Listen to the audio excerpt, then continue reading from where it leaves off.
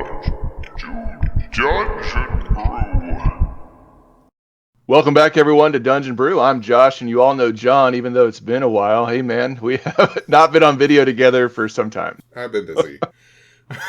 You have been busy, which I think is why we've come here today, is talk a little bit about what you've been doing. So why don't you tell us what you've been doing in the shadows by yourself in the corner? Oh, that's a really open question.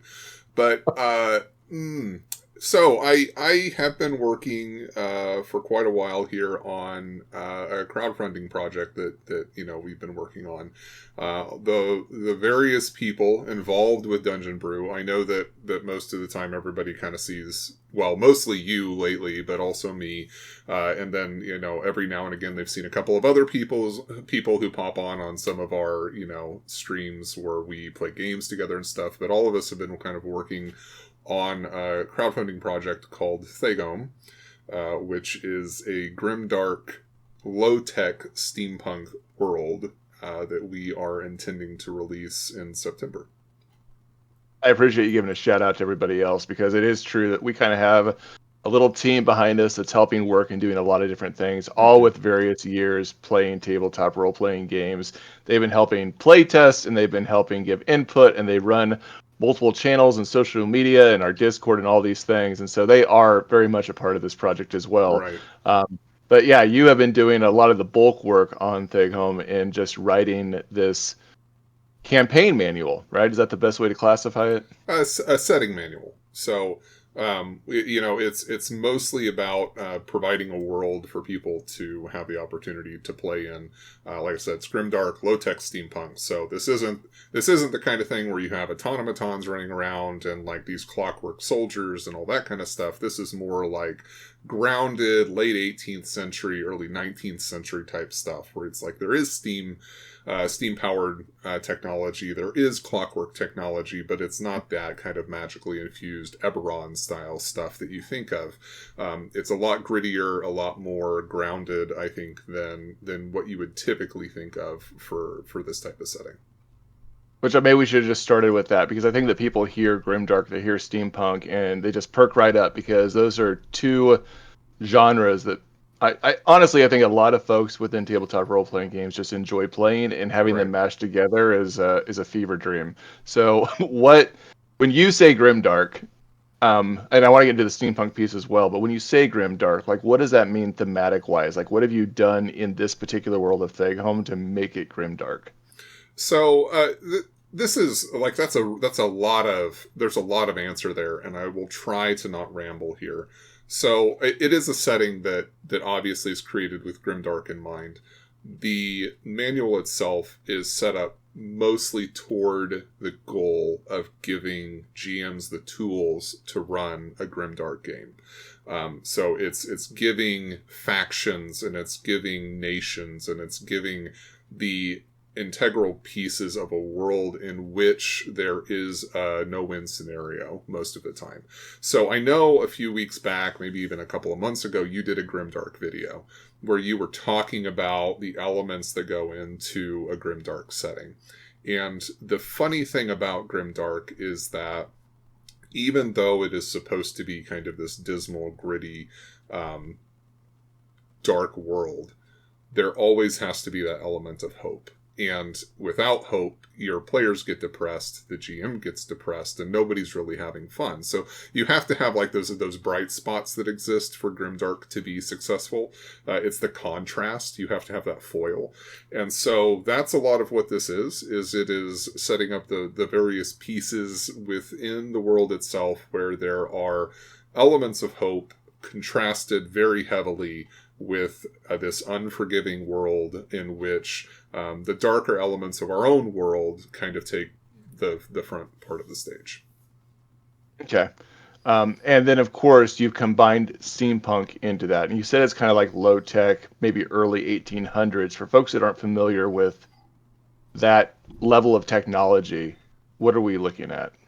Sure. So we're talking about, obviously steam power, because that's what steampunk is. That's the heart of it. So you're having things like early trains. The first trains that were really successful were like kind of 1830s, like they had a max speed of like 30 miles an hour.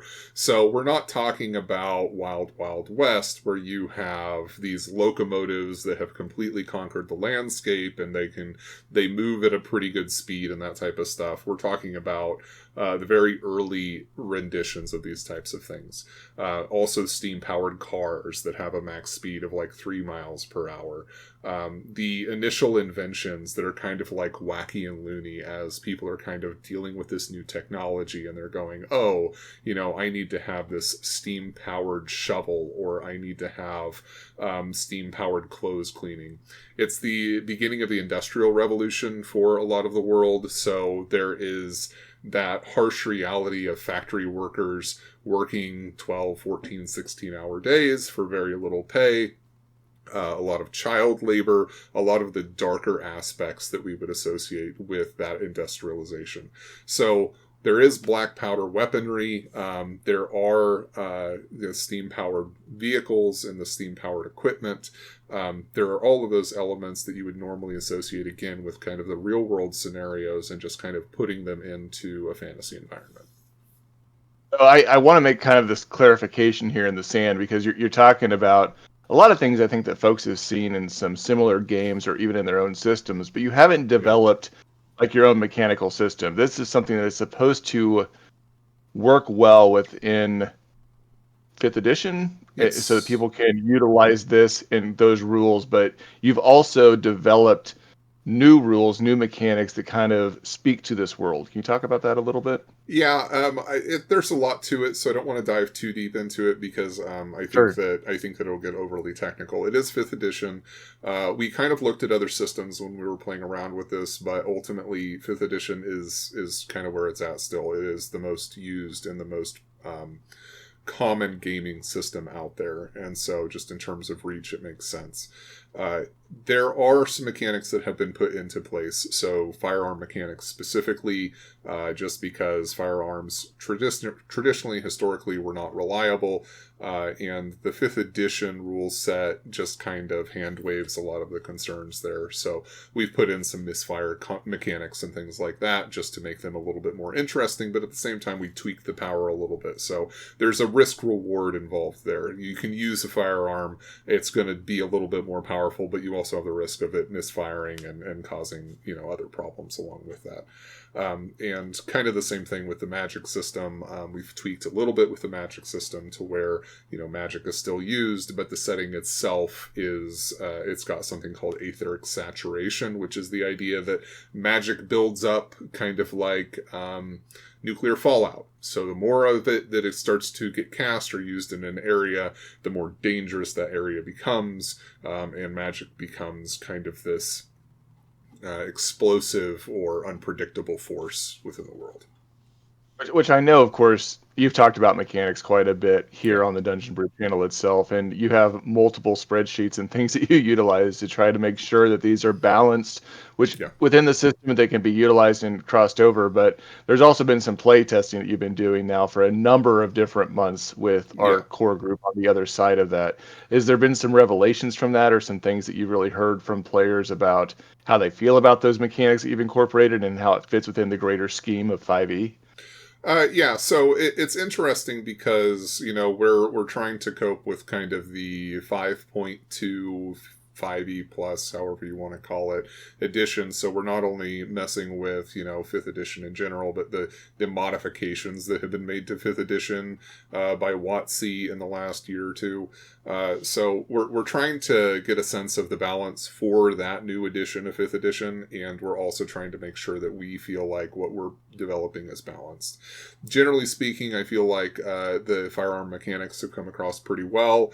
I don't think that there's been a whole lot of issue there. Honestly, most of the concerns have come with the way that the power dynamic between existing classes in 5th edition plus just behave. So the subclasses that we've developed within the system, and we have about 4 or 5 right now that we're looking at putting into the final book. They feel like they fit right in. There's not really any sense of them being overpowered or underpowered. They have been slotting in very well, and that's been consistent feedback for the subclasses that we've been developing. So we're going to continue to playtest, obviously, and the hope is that we'll release some of this information out for playtesting as well by the larger community, so that we can incorporate that feedback, so that we're not kind of playing on an island and thinking that we have everything worked out on our own. I love it. All right, I know that we have a lot more ground to cover in just talking about Dheghom in general and some of the things that exist within there. But for folks that are interested in backing this crowdfunding project, this is the first one for DungeonBrew. We've been now, on the YouTube community for 4 years, working and developing content and creating things for folks. Where do they go and find this, and what should they expect if they're putting forth a pledge? Can you just talk a little bit about what the rewards look like for folks that are wanting to get behind this? Sure. So we're going to go through BackerKit. BackerKit is a very positive source for TTRPG resources from what we've been able to tell. We've looked at a couple of different options. We looked at Kickstarter, but ultimately BackerKit seems to be the best place for us to live with this project. We obviously release updates and materials and things like that through our Patreon from time to time. There are a few glimpses into Dheghom there. We've released some of the initial class concepts, a couple of small adventures, things like that, as we're kind of playing through some of those options. In terms of the actual rewards for this, obviously there's the physical book for the setting manual. In addition to that, I have very detailed city guides that I've been working on, so diving deep into some of the major cities that exist within the world so that you can feel like you're actually in the midst of everything. We're going to be working on 3 low-level adventures to kind of get your campaign started if you want to run something within that world, and that's just an opportunity really for you to have a sense of the world building and the lore, and not have to really struggle with trying to figure all of those things out, because the adventures themselves are really going to handhold you through those various locations.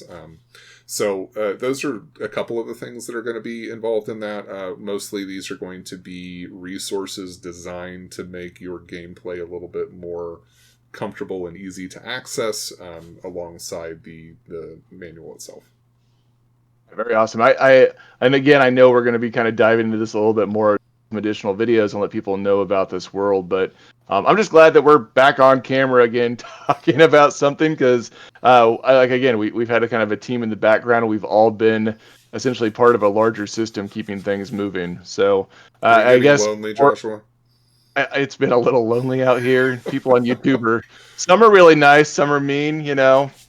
I could use some hand holding and a hug. Yeah. All right. We will, I guess, see you guys again in the next video where we talk more about Dheghom. Thanks again for hanging out. Hit that like, subscribe, and the bell, and go check out our Patreon so you can keep updated with what's going on with this project and more. Join